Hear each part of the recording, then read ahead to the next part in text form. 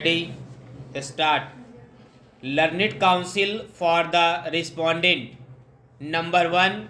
Corporate debtor appeared and filed the power of attorney oblique वकालतनामा dated 1st February 2018 along with the relevant board resolution of the company. During hearing on 31st January 2018, Learned Counsel for the corporate debtor on instruction categorically submitted that the amount of default is admitted and therefore no reply from corporate debtor would be necessary.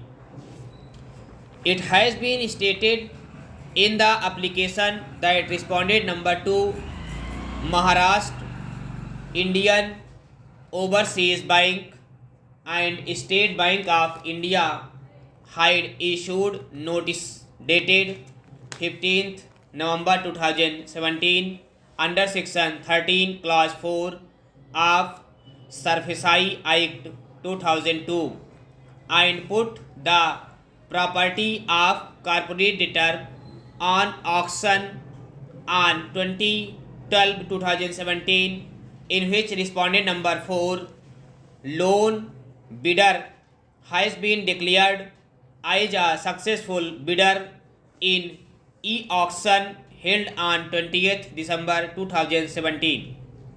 In this regard, it will suffice to state here that pendency of recovery proceedings under Surfacai Act 2002 is no bar for initiation of corporate insolvency resolution process in respect of respondent corporate debtor under the code in view of the overriding effect given to the provisions of section 238 of the code.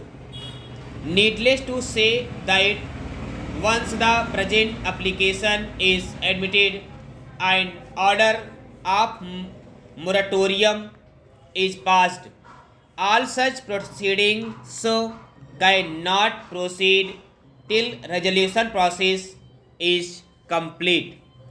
During hearing on 5th February 2018, a doubt was raised on the maintainability of the petition in the light of order passed by Honorable NCLAT in the case of JK Jute Mill Mazdoor Morcha versus Jogilal Kamlapath Jute Mill Company Limited, passed in Company Appeal Number AT Insolvency 82 of 2017. In this regard, Learned Counsel for applicant submitted that an appeal against the said order has been preferred before Honorable Supreme Court of India in Civil Appeal Number 20978 of 2017, and the question as to whether trade unions can invoke the jurisdiction of NCLT as it may. The present case is different and distinguishable as the instant case has been filed by any trade union.